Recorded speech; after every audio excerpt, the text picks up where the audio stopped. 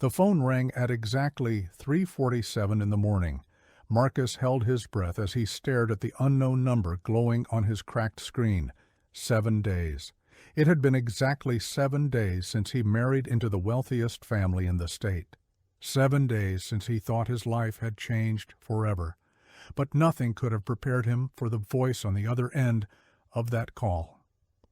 "Marcus," the woman whispered, her voice trembling with desperation, "I know who you really are, and more importantly, I know who the father really is."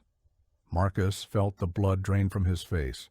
His new wife, Eleanor, was sleeping peacefully beside him in their silk sheets inside the massive Wellington estate.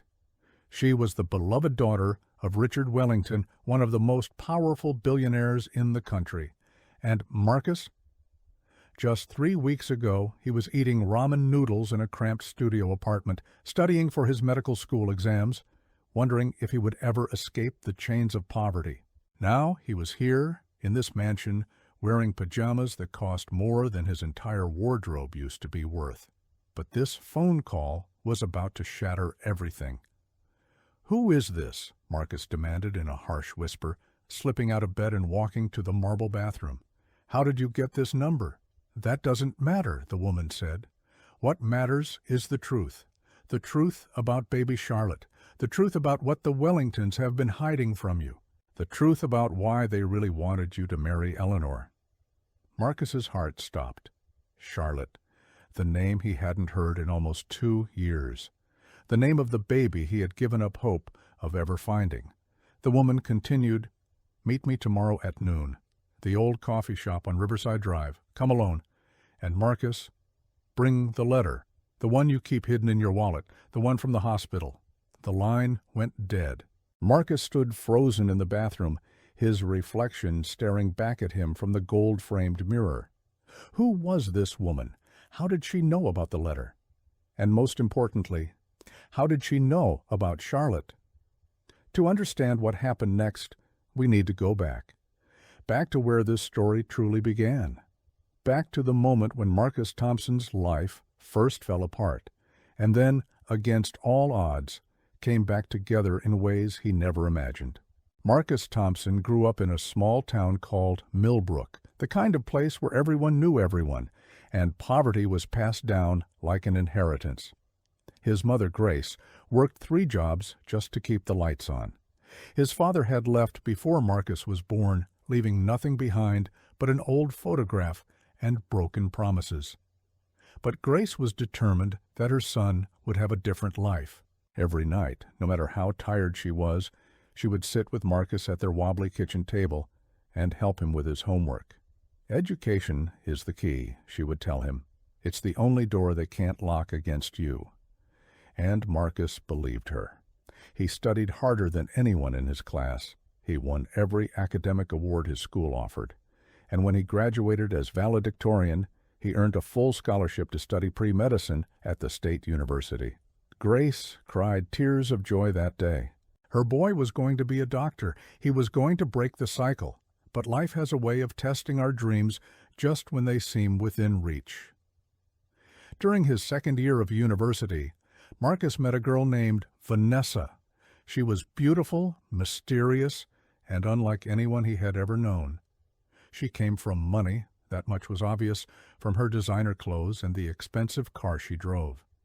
But she seemed drawn to Marcus, fascinated by his ambition and his gentle heart.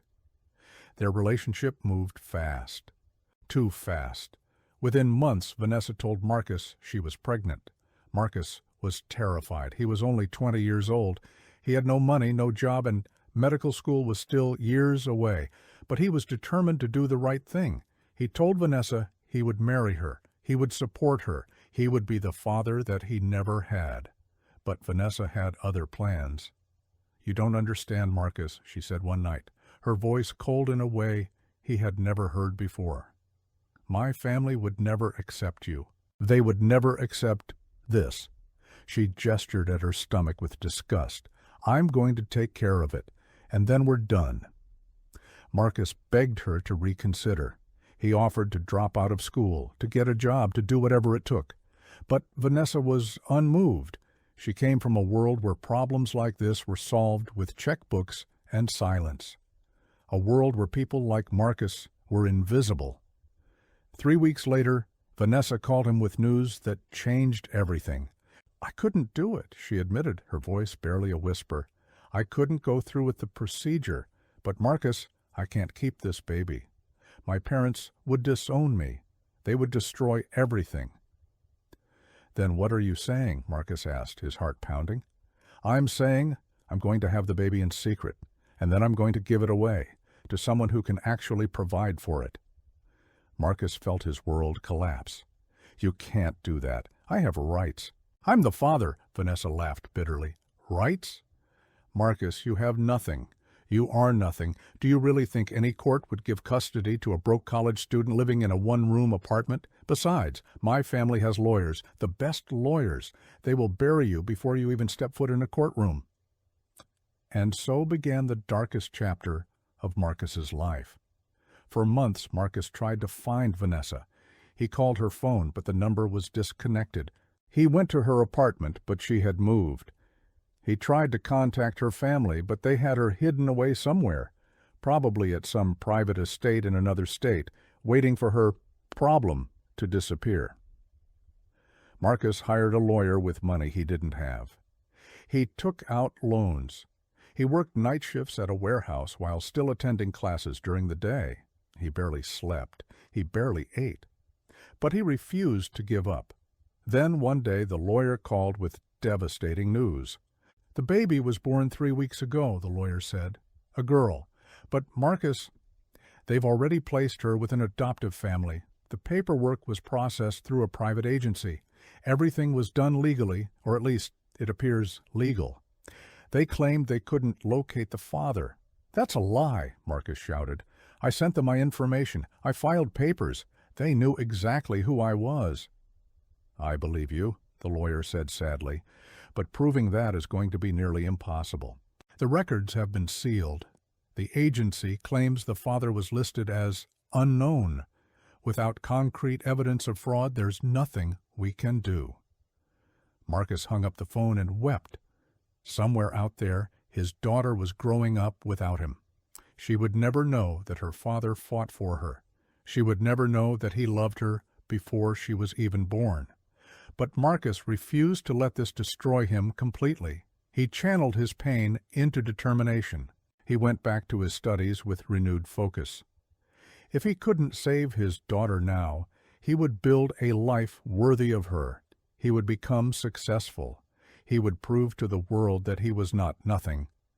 And someday, somehow, he would find her. Years passed. Marcus graduated at the top of his class. He was accepted into one of the best medical schools in the country. He specialized in pediatric surgery because, in some small way, every child he saved felt like a way of honoring the daughter he had lost. Grace watched her son rise from the ashes with pride and heartbreak in equal measure. She was the only person who knew the truth about what Marcus had been through. And she prayed every night that one day he would find peace. But peace would come in a way neither of them expected.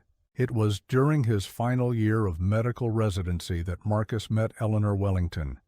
She had been brought into the hospital after a minor car accident. Nothing serious, just a few cuts and bruises. But when Marcus walked into her room to check on her, something shifted in the air between them. Eleanor was not what Marcus expected from a billionaire's daughter. She was kind, humble. She asked Marcus about his day, about his work, about his dreams. She seemed genuinely interested in him as a person, not just as the doctor treating her wounds. "You're different," she said before he left her room. "Most people look at me and see my last name, but you looked at me like I was just a regular person." "Because that's what you are," Marcus replied simply. "A regular person who happened to get in a car accident." Eleanor smiled. It was the kind of smile that lights up a room. "Would it be inappropriate for me to ask you for coffee sometime? After I'm officially discharged, of course." Marcus hesitated. He had sworn off relationships after Vanessa. The pain of losing Charlotte had left scars that never fully healed. But there was something about Eleanor that made him want to try again. "I'd like that," he said. Their first date turned into a second, then a third, then a year of the happiest moments Marcus had experienced since childhood. Eleanor was everything Vanessa was not. She was honest, compassionate. She volunteered at homeless shelters and donated her time to children's charities without ever seeking recognition. She wore simple clothes and drove a modest car, even though she could have had anything in the world. And most importantly, when Marcus finally told her about Charlotte, Eleanor didn't run away. She held his hand, looked into his eyes, and said, "I'm so sorry that happened to you. That was a terrible injustice. And I promise you, as long as I'm with you, you will never feel that powerless again." Marcus believed her. He had to believe her, because for the first time in years, he felt something he thought he had lost forever: hope. After 18 months of dating, Marcus made the decision to propose to Eleanor. He had nothing expensive to offer her, just a simple silver ring he had bought with money he saved for months. But when he got down on one knee in the same park where they had their first kiss, Eleanor cried tears of joy and said yes without hesitation.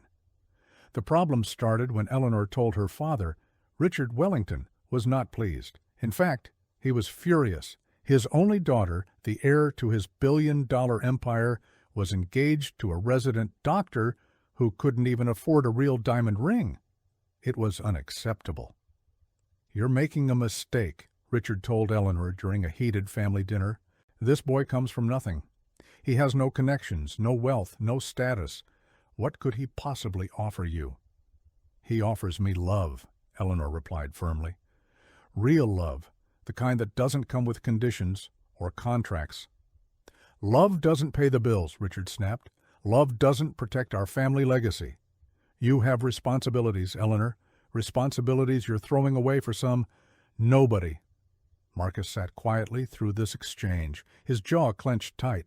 Every instinct told him to stand up, to defend himself, but he held back. He knew that anything he said would only make things worse. Richard Wellington had already made up his mind.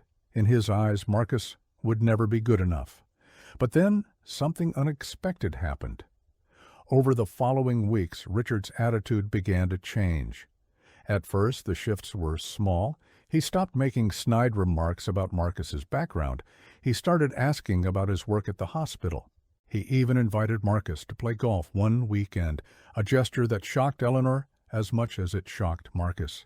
And then one evening, Richard called Marcus into his private study.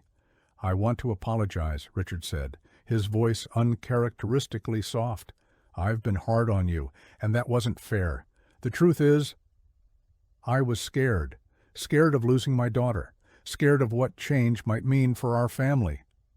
Marcus nodded cautiously. "I understand. This must be difficult for you." "It is," Richard admitted, "but I've been watching you these past few weeks, the way you treat Eleanor, the way you've dedicated your life to helping others. You're not what I expected." He paused, taking a deep breath. "I want to support this marriage, fully. I'll pay for the wedding. I'll set you both up in one of our properties.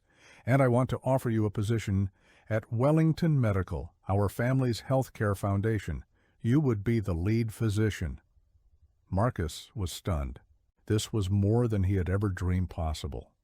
A position like that would allow him to help thousands of patients. It would give him resources to make a real difference in the world. "I don't know what to say," Marcus admitted. Richard smiled. "Say yes. And promise me you'll take care of my daughter." "I promise," Marcus said, "with everything I have." The wedding took place 3 weeks later at the Wellington family estate. It was elegant but not extravagant, exactly as Eleanor wanted. Grace Thompson sat in the front row, tears streaming down her face as she watched her son marry the woman he loved. For one perfect moment, everything seemed right with the world, but perfect moments never last. The first sign that something was wrong came on day 3 of the marriage. Marcus was exploring the east wing of the Wellington mansion when he stumbled upon a locked door. It was strange because every other room in the house was open and accessible. When he asked Eleanor about it, she shrugged. "That's my father's private office. He keeps it locked. I've never been inside." "Never?" Marcus asked, surprised. "Never," Eleanor confirmed. "He says it's where he handles sensitive business matters. Honestly, I've never been curious enough to ask more." But Marcus was curious. Something about that locked door nagged at him, a whisper of unease he couldn't ignore. On day 5, Marcus overheard a conversation he wasn't meant to hear. He was walking past Richard's study when voices drifted through the partially open door. He recognized Richard's voice immediately. The other voice belonged to a woman he didn't know. "The timeline needs to be accelerated," Richard was saying. "He's asking too many questions." "Are you sure this is wise?" the woman replied. "If he finds out the truth before we're ready?" "He won't," Richard cut her off. "We've been too careful. By the time he realizes what's happening, it will be too late." Marcus's blood ran cold. What were they talking about? What truth? And what did it have to do with him? He wanted to burst through the door and demand answers. But something held him back. Instinct, survival, the same instincts that had gotten him through poverty and heartbreak and loss. He needed more information before he made his move. And then came day 7, the phone call that changed everything. Marcus arrived at the coffee shop on Riverside Drive exactly at noon. He had told Eleanor he was meeting an old friend from medical school. The lie tasted bitter on his tongue, but he couldn't tell her the truth. Not yet. Not until he knew what he was dealing with. The woman was already there, sitting in a corner booth with her back to the wall. She was older than he expected, perhaps in her 50s, with tired eyes and gray streaks in her dark hair. There was something familiar about her face, though Marcus couldn't place it. "Thank you for coming," she said, as he sat down across from her. "Who are you?" Marcus demanded. "And how do you know about Charlotte?" The woman took a shaky breath. "My name is Margaret. I was the nurse who was present when Charlotte was born. And I was the one who helped process the adoption paperwork." Marcus felt his heart stop. "You were there? You saw what happened?" Margaret nodded, tears forming in her eyes. "I've carried this guilt for almost 2 years now. What they did to you, what they did to that baby. It wasn't right. It was never right." "Tell me everything," Marcus said, his voice barely above a whisper. And so Margaret began to speak, and with every word, the foundations of Marcus's new life began to crumble. "Vanessa's family didn't just want to hide the pregnancy," Margaret explained. "They wanted to erase it completely. They contacted the Wellingtons through back channels. You see, the Vanessa's family and the Wellingtons have been business rivals for decades, but they also have a history of making secret deals when it benefits both sides." Marcus shook his head, struggling to comprehend. "What does any of this have to do with my daughter?" Margaret looked at him with deep sorrow. "Because the Wellingtons already had a problem of their own. Eleanor had suffered a terrible loss the year before, a miscarriage, late in the pregnancy. It broke her. She fell into a deep depression. The doctors said she might never be able to have children again." Marcus felt the pieces starting to connect, each one more horrible than the last. "Richard Wellington saw an opportunity," Margaret continued, "a healthy newborn baby, from a mother who wanted nothing to do with it, and a father who had been conveniently erased from the picture. He made a deal with Vanessa's family. He would take the baby. He would raise it as his own granddaughter. And in exchange, certain business conflicts would disappear." "Are you saying—" Marcus couldn't finish the sentence. "Charlotte is here," Margaret whispered. "She's been living in the Wellington mansion for almost 2 years now.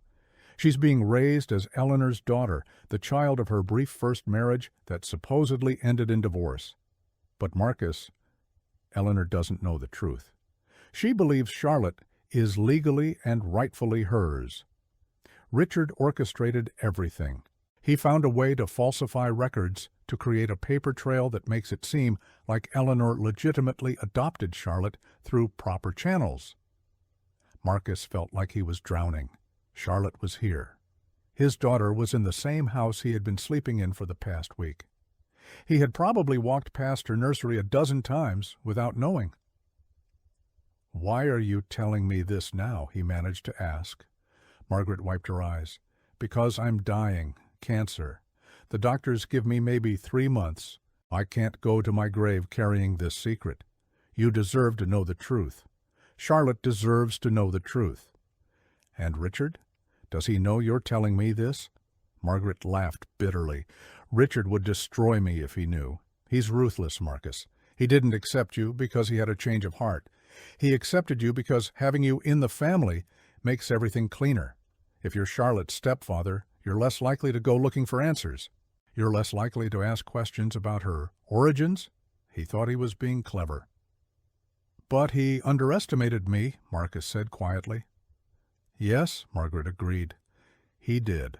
Marcus sat in silence for a long moment, processing everything. His mind was racing with questions, with plans, with a fury that burned white-hot in his chest. Richard Wellington had stolen his daughter. He had lied to everyone, including his own daughter, Eleanor, and he had brought Marcus into the family like a puppet, expecting him to play his role, without ever knowing the strings attached. But Marcus was nobody's puppet, not anymore. That night Marcus lay awake in bed, watching Eleanor sleep. She looked so peaceful, so innocent. She had no idea what her father had done. She had no idea that the child she had raised for almost 2 years was not legally hers. She had no idea that the man sleeping beside her was Charlotte's biological father. Marcus faced an impossible choice. If he exposed the truth, he would destroy Eleanor. The woman he loved would learn that her father was a monster and that her daughter was built on a foundation of lies. Their marriage would be tested in ways neither of them could imagine. But if he stayed silent, he would be complicit in the very crime that had been committed against him. He would be living a lie, watching his daughter grow up without ever being able to tell her who he really was. There was only one path forward. The truth had to come out. But it had to come out the right way. Marcus needed proof. He needed documents that would hold up in court, and he needed to protect Eleanor from being blamed for something she never knew about. Over the following weeks, Marcus became a detective in his own home. He searched for clues during the night when everyone was asleep. He cultivated relationships with the household staff, learning who was loyal to Richard and who might be willing to help. He reached out to lawyers quietly, carefully, making sure no one in the Wellington circle would find out. And slowly, the evidence began to pile up. Marcus discovered that Margaret had kept copies of the original hospital records, the ones that clearly listed him as Charlotte's father. She had also saved correspondence between Richard Wellington and Vanessa's family discussing the arrangement. It was all there in black and white, the proof of what they had done. But the most damning evidence came from an unexpected source, Richard's own private office. One night, using a key he had secretly copied from the housekeeper's set, Marcus finally unlocked the door to Richard's forbidden room. What he found inside took his breath away. The office was filled with files and documents detailing years of questionable business practices.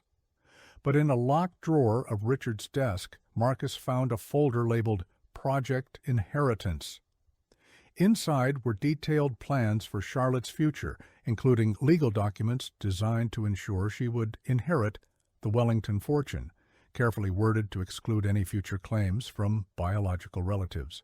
There was also a letter Richard had written to himself, apparently as a form of insurance, documenting the entire arrangement in case he ever needed leverage against Vanessa's family. "The child will never know her true origins," Richard had written, "and neither will Eleanor. This is for the best. Charlotte will have every opportunity in life. She will want for nothing. And the Thompson boy, if he ever causes trouble, will be dealt with accordingly." Marcus photographed everything, every document, Every letter, every piece of evidence that proved what Richard Wellington had done. And then he put everything back exactly as he found it. Now he had what he needed. But the hardest part was still to come. Marcus chose to confront Eleanor first before anything else. She deserved to hear the truth from him, not from lawyers or newspapers. He waited until a quiet Sunday afternoon when Richard was away on business. Eleanor was in the garden watching Charlotte play in the grass. The little girl had dark curly hair and bright eyes that sparkled with joy, eyes that looked exactly like Marcus's mother, Grace. "Eleanor," Marcus said gently, sitting down beside her on the bench, "there's something I need to tell you, and it's going to be the hardest thing you've ever heard." Eleanor looked at him with concern. "What is it?" "Marcus, you're scaring me." He took her hands in his. "I love you more than anything in this world. I need you to know that before I say what comes next. No matter what happens, my love for you is real. It has always been real." Tears were already forming in Eleanor's eyes. "Just tell me, please." And so Marcus told her everything. The whole story, from the beginning. Vanessa, the pregnancy, the baby that was stolen from him, Margaret's revelation, the evidence he had found in her father's office, and the truth about Charlotte. Eleanor listened in silence, her face growing paler with every word. When Marcus finished, she sat motionless for what felt like an eternity. Then she stood up abruptly and walked away toward the edge of the garden where the flowers bloomed in wild profusion. Marcus didn't follow her. He knew she needed time to process, time to grieve, time to come to terms with the fact that the life she thought she knew was built on lies. Hours passed. The sun began to set. Charlotte was taken inside by the nanny, leaving Marcus alone on the bench, waiting. Finally, Eleanor returned. Her eyes were red from crying, but there was something else in her expression, something fierce, something determined. "I believe you," she said quietly. "God help me. I believe every word. Because it explains everything. The way my father suddenly changed his mind about you, the strange gaps in Charlotte's adoption paperwork, the way he always seemed nervous when anyone asked too many questions about her past." She sat down beside Marcus, taking his hand. "What do we do now?" she asked. Marcus looked into her eyes. "We expose him. We go to the authorities. We make sure Charlotte knows the truth when she's old enough to understand. And we rebuild our family on a foundation of honesty, not lies." Eleanor nodded slowly. "My father will fight us. He has money, power, connections. This won't be easy." "I know," Marcus said. "But I've been fighting my whole life, Eleanor, fighting for survival, fighting for my education, fighting for my daughter. One more fight won't break me." "It won't break me either," Eleanor said firmly. "Charlotte is my daughter in every way that matters. I raised her. I loved her. I will always be her mother. But you're her father, Marcus, her real father, and she deserves to know that." For the first time in weeks, Marcus felt something other than anger and fear. He felt hope. The following months were the most difficult of Marcus's life, but they were also the most transformative. With Eleanor by his side, Marcus presented his evidence to a team of lawyers who specialized in family law and custody disputes. Margaret provided sworn testimony before she passed away, her conscience finally at peace. The case against Richard Wellington was airtight. Richard tried to fight, of course. He hired the best lawyers money could buy. He attempted to discredit Marcus, digging up every piece of dirt he could find from his past. He even tried to turn Eleanor against her husband, claiming that Marcus was a manipulator who had engineered this entire scheme to steal the Wellington fortune. But none of it worked. The evidence was too strong, and Eleanor's faith in Marcus never wavered. The court case made national headlines, the story of a poor student who married into a billionaire family only to discover that his stolen daughter had been there all along, captured the public's imagination. Support poured in from around the country. People saw in Marcus a reflection of their own struggles against powerful systems that seemed designed to crush ordinary people. In the end, Richard Wellington was found guilty of fraud, falsifying legal documents, and conspiracy to deprive a parent of custody. He was sentenced to 12 years in prison. His business empire crumbled as partners and investors fled from the scandal. But for Marcus, the victory was never about revenge. It was about justice. It was about truth. And most importantly, it was about Charlotte. On the day the verdict was announced, Marcus went home to the Wellington estate, which would soon be sold to pay legal debts. Eleanor was waiting for him in the nursery, holding Charlotte in her arms. "Daddy," Charlotte squealed when she saw Marcus. She was 2.5 now, old enough to recognize faces, old enough to form bonds. Marcus felt tears streaming down his face as he took his daughter in his arms for the first time, knowing the full truth. She was here. She was real. She was his. "I'm never letting you go again," he whispered into her hair. "Never." Eleanor wrapped her arms around both of them, the three of them holding each other in the fading afternoon light. "What happens now?" Eleanor asked softly. Marcus thought about the question. Their lives would be different now, simpler, perhaps. They wouldn't have the Wellington fortune to rely on. They would have to build their future from scratch, just like Marcus had done so many times before, but they would do it together, as a family. "Now," Marcus said, looking at his wife and daughter, with more love than he had ever felt in his life, "we live, we heal, and we teach Charlotte that the truth always matters, no matter how much it costs." 5 years later, Marcus stood at the podium of a medical conference, preparing to give the keynote speech. He was now one of the most respected pediatric surgeons in the country, known not only for his skill, but for his advocacy on behalf of families who had been separated by unjust systems.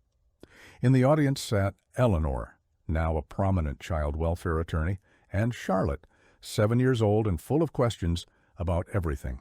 Grace Thompson sat beside them, her gray hair a crown of wisdom, her eyes shining with pride. "Many years ago," Marcus began his speech, "I was a poor student with nothing but dreams and determination. I made mistakes, I trusted the wrong people, and I lost the most precious thing in my life, my daughter." He paused, looking at Charlotte, who waved at him with a gap-toothed smile. "But I never gave up. Even when the world told me I was nothing, I refused to believe it. Even when powerful people tried to erase me, I fought back. And in the end, I learned something that changed my life forever." He leaned into the microphone, his voice strong and clear. "The truth has a way of surfacing, no matter how deeply someone tries to bury it. Justice may be delayed, but it cannot be denied forever. And love, real love, is stronger than any lie ever told." The audience erupted in applause, but Marcus barely heard them. His eyes were fixed on his family, the family he had fought so hard to build, the family that had been scattered and then reunited against all odds. As he stepped off the stage, Charlotte ran to him and jumped into his arms. "That was amazing, Daddy!" she exclaimed. Marcus hugged her tight, breathing in the scent of her shampoo, feeling her small heart beating against his chest. "No," he said softly. "You're what's amazing, sweetheart. You always have been." Eleanor joined them, wrapping her arms around both of them. Grace watched from a few feet away, tears of joy rolling down her weathered cheeks. And in that moment, Marcus Thompson knew that everything he had been through, every struggle, every heartbreak, every impossible battle, had led him exactly where he needed to be. Home. The story of Marcus Thompson spread far and wide. It became a symbol of hope for countless families who had been torn apart by systems that valued money over love, power over justice. Marcus and Eleanor used their platform to advocate for reform. They worked with lawmakers to close loopholes in adoption procedures. They founded a nonprofit organization that helped parents navigate the legal system when fighting for custody of their children. And every night, without fail, Marcus would tuck Charlotte into bed and tell her a story. Not fairy tales about princes and castles, but true stories about courage, perseverance, and the unbreakable bonds of family. "Daddy," Charlotte asked one night, her eyes heavy with sleep, "why do you always tell me stories about people who never give up?" Marcus smiled, brushing a curl from her forehead. "Because that's what life is about, sweetheart. No matter what happens, no matter how hard things get, you never stop fighting for what's right. You never stop believing in yourself. And you never, ever give up on the people you love." Charlotte nodded, her eyes drifting closed. "I love you, Daddy," she murmured. "I love you too, baby girl," Marcus whispered, "more than you'll ever know." He turned off the light and stood in the doorway for a moment, watching his daughter sleep. The little girl who had been stolen from him, the little girl who had brought him back from the edge of despair, the little girl who had taught him that miracles were real if only you had the courage to believe in them. Outside the window, the stars twinkled in the vast night sky. Somewhere out there, Marcus thought, another parent was fighting the same battle he had fought. Another family was being torn apart. Another child was waiting to be found. And Marcus made a silent promise to them all. The fight was far from over. But as long as there were people willing to stand up for the truth, there would always be hope. Always. Years turned into decades. Charlotte grew into a remarkable young woman. She inherited her father's determination and her mother's compassion. She went to law school, inspired by Eleanor's work, and dedicated her career to helping children find their forever families. Marcus continued his work as a surgeon until his hands grew too unsteady to hold a scalpel. Then he taught. Then he wrote. His memoir, The Letter in My Wallet, became an international bestseller, inspiring millions of readers around the world. Eleanor remained by his side through it all. Their love, forged in the fire of adversity, only grew stronger with each passing year. And Grace Thompson, the woman who had sacrificed everything to give her son a fighting chance, lived long enough to see her great-grandchildren playing in the garden of the modest home Marcus and Eleanor had built together. A home filled not with expensive paintings or marble floors, but with laughter, love, and the warmth of a family that had refused to be broken. On the day Grace passed away, peacefully in her sleep at the age of 92, Marcus sat beside her bed, holding her frail hand. "You did it, Mom," he whispered, tears flowing freely. "You gave me the key, and I opened every door." Grace smiled, her eyes filled with infinite peace. "I always knew you would," she breathed. "I always knew." And with those words, she was gone. Marcus lived for many more years after that. He watched Charlotte get married. He held his grandchildren in his arms. He celebrated anniversaries and holidays and ordinary Tuesday mornings, each one a gift he never took for granted. On his final day, surrounded by the family he had built against all odds, Marcus closed his eyes and thought about the journey that had brought him here. The poverty, the pain, the stolen daughter, the billionaire's deception, the phone call that changed everything. And he realized that every moment, every struggle, every tear and triumph had been part of a greater plan, a plan that had led him to love, to justice, to a life worth living. "Thank you," he whispered to whoever might be listening. "Thank you for not letting me give up." And then Marcus Thompson, the poor student who had married into a billionaire family and discovered that his daughter had been there all along, took his final breath. But his story didn't end there, because stories like his never really end. They live on in the hearts of everyone who hears them. They inspire others to keep fighting, to keep believing, to never lose hope, no matter how dark the night becomes. And somewhere, right now, another person is facing their own impossible battle. Another parent is searching for their lost child. Another dreamer is being told they will never amount to anything. But they will remember Marcus's story, and they will keep going, because the truth always surfaces. Justice will prevail, and love in the end conquers all. This is not just a story about a poor student and a billionaire's deception. This is a story about the human spirit, about resilience, about the unbreakable bond between a parent and child. And most importantly, this is a story about hope.